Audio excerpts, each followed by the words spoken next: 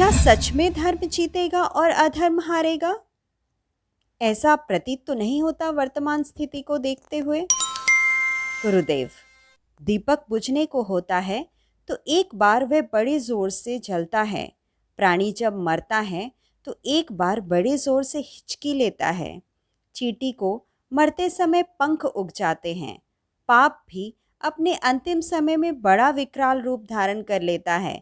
युग परिवर्तन की संधि वेला में पाप का इतना प्रचंड उग्र और भयंकर रूप दिखाई देगा, जैसा कि सदियों से देखा क्या सुना भी ना गया था। दृष्टता हद दर्जे को पार कर जाएगी। एक बार ऐसा प्रतीत होगा कि अधर्म की अखंड विजय दुदुम्बी बज गई और धर्म बेचारा दुम दबाकर भाग गया। अवतार प्रेरित धर्म भावना पूरे वेग के साथ उठेगी और अनीति को नष्ट करने के लिए विकट संग्राम करेगी। रावण के सिर कट जाने पर भी फिर नए उग आते थे, फिर भी अंततः रावण मर ही गया। अधर्म से धर्म का, असत्य से सत्य का, दुर्गंध से मल्यानील का, सड़े हुए कुविचारों से नवयुग निर्माण की दिव्य भावना का घोर युद्ध होगा। अधर्म अनीति की विश्वव्यापी महाशक्ति के मुकाबले में सतयुग निर्माताओं का दल छोटा सा मालूम पड़ेगा, परंतु भली प्रकार नोट कर लीजिए, हम भविष्यवाणी करते हैं कि निकट भविष्य में सारे पाप प्रपंच ईश्वरीय कोप की अग्नि में जलकर भस्म हो जाएंगे और संसार में सर्वत्र सद्भावनाओं का विजय पताका फहराएगा। गुरुदेव, मन भयभीत हो रहा है। क्या विनाश होगा? वैज्ञानिक, राजनेता, भविष्यवक्ता, अन्वेषक अपने अपने तर्क और तथ्य आगे रखकर यह प्रमाणित करने का प्रयत्न कर रहे हैं कि महाविनाश में अब उंगलियों पर गिनने जितना समय भी शेष नहीं है। इन प्रवक्ताओं के कथन, अनुमान, विश्लेषण पर कोई आक्षेप न करते हुए हमें यह पूरी हिम्मत के साथ कहने की छूट मिली है कि आतंक के समय रहते शांत होने की भविष्यवाणी करें। जनसाधारण से कहें कि विनाश की अपेक्षा सृजन की बातें सोचें। दुनिया यह नहीं रहेगी जो आज है।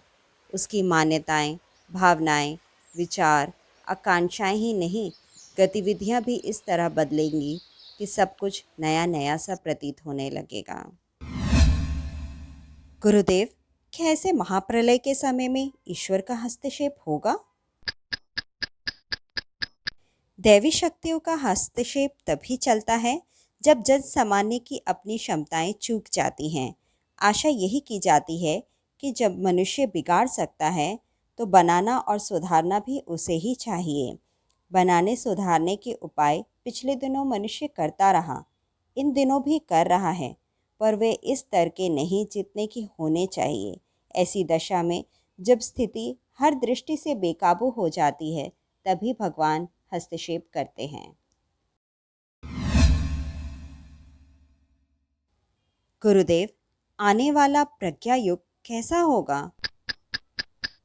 गुरुदेव, प्रज्ञा युग के नागरिक बड़े आदमी बनने की ही नहीं, महामानव बनने की महत्वाकांक्षा रखेंगे। सच्ची प्रगति इसी में समझी जाएगी कि गुण, कर्म, स्वभाव की दृष्टि से किसने अपने आप को कितना श्रेष्ठ बनाया। कोई किसी के विलास वैभव की प्रतिस्पर्धा नहीं करेगा, वरन होड़ इस बात की रहेगी कि किसने अपने आप को कितना श्रेष्ठ, सज्जन एवं श्रद्धास्पद बनाया। वैभव इस बात में गिना जाएगा कि दूसरे को अनुकरण करने के लिए कितनी कृतियाँ और परंपराएं विनिर्मित की। आज के प्रचलन में संपदा को सफलता का चिन्ह माना जाता है। अगले दिनों यह मापदंड सर्वथा बदल जाएगा और यह जाना जाएगा कि किसने मानवीय और गौरव गरिमा को किस प्रकार और कितना बढ़ाया।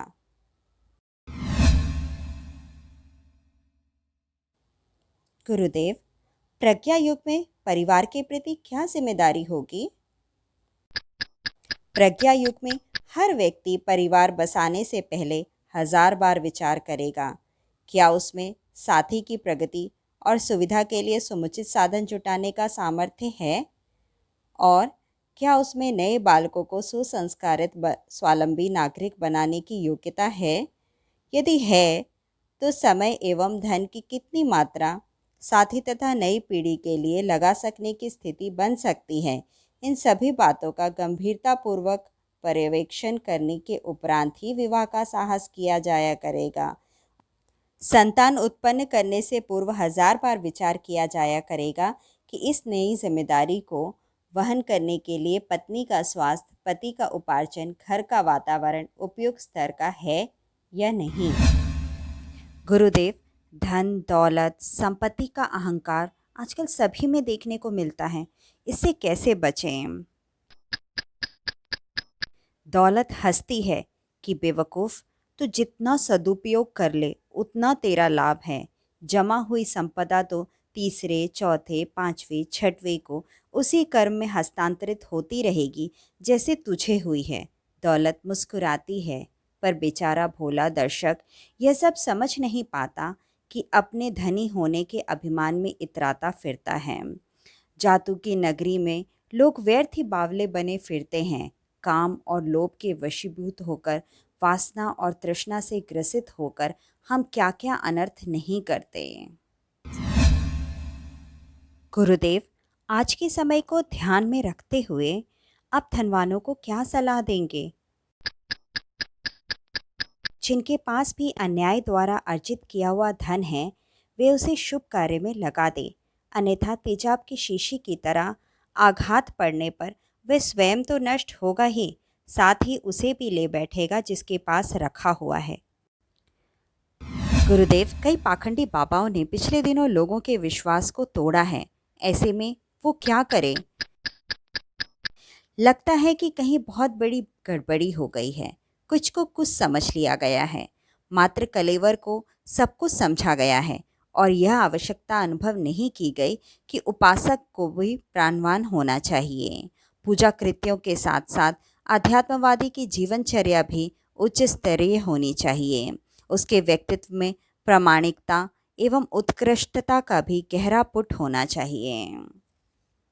नकली तो आखिर नकली ही रहेगा। उससे मन बहलाया जा सकता है, पर वह प्रयोजन पूरा नहीं कराया जा सकता जो असली के माध्यम से संपन्न हो सकता है। नकली अध्यात्म के खिलौने से एक बड़ी भारी हानि यह हो रही है कि आध्यात्मिकता और आस्तिकता के तत्व ज्ञान को ही लोग अविश्वस्त और अप्रामाणिक मानने लगे हैं। इस महाप्रलय से पूर्व हम अपने परिजनों को क्या सलाह दें? स्वयं तो हम बदल ही रहे हैं, दूसरे उन सब को भी बदलने की प्रेरणा दें जिनको वस्तुतः हम प्यार करते हैं, उनका हित चाहते हैं। स्त्री, पुत्र, भाई, भतीजे, कुटुंबी, संबंधी, मित्र, परिजन सभी को इस प्रकार की प्रेरणा करें कि सभी अपनी रीति नीति बदलें, सुधारें। यह कर्तव्य हमें इन दिनों अधिक तत्परता पूर्वक पालन करना चाहिए, क्योंकि महाकाल की भावी दंड व्यवस्था अंधाधुंध नहीं, सब प्रयोजन है। यदि लोग बदल जाते हैं, सुधर जाते हैं, तो उस क्रूर कर्म की विशेष आवश्यकता ना रह जाएगी। हमारा परिवर्तन भावी आपत्तियों को टाल सकने या घटा सकने में समर्थ हो सकता है। गुरुदेव, प्रज्ञापुत्रों को क्या संदेश देते हैं आप? जिस मशाल को हम अब तक जला रहे हैं, अब उसे दूसरे उत्तरदायी उत्तराधिकारियों के हाथ में सौंपना होगा। इसीलिए उनका आह्वान किया जा रहा है। जिनमें जीवन है, उन्हें जानना चाहिए कि यह सामान्य समय नहीं, इसमें प्रबुद्ध आत्माओं को सामान्य स्तर का जीवन नहीं जीना है। कुछ अतिरिक्त कर्तव्य, उत्तरदायित्व उनके कंधे पर है, जिनकी यदि उपेक्षा की जाती है तो आत्म प्रताड़ना की इतनी बड़ी वेदना उनके अंतरंग में उठती रहेगी कि आत्मग्लानि का कष्ट शारीरिक विषम वेदनाओं से भी अधिक भारी पड़ेगा। उसे सहन करना कठिन हो जाएगा। धन, स्वास्थ्य, यश, पद आदि की क्षति आसानी से पूरी की जा सकती है, पर कर्तव्य की उपेक्षा करते हुए जीवन का अमूल्य अवसर गवा बैठने पर जब समय निकल जाता है, तब अपनी चूक पर ऐसा पश्चाताप होता है जिसकी व्यथा सहन कर सकना कठिन हो जाता है। अपने परिवार में किसी को वेदना सहन नहीं करना पड़े, यही उत्तम है। हम जागृत संस्कारों और विशेष लक्ष्य के लिए भेजे हुए अवतरित हुए नए युग के अग्रदूत हैं।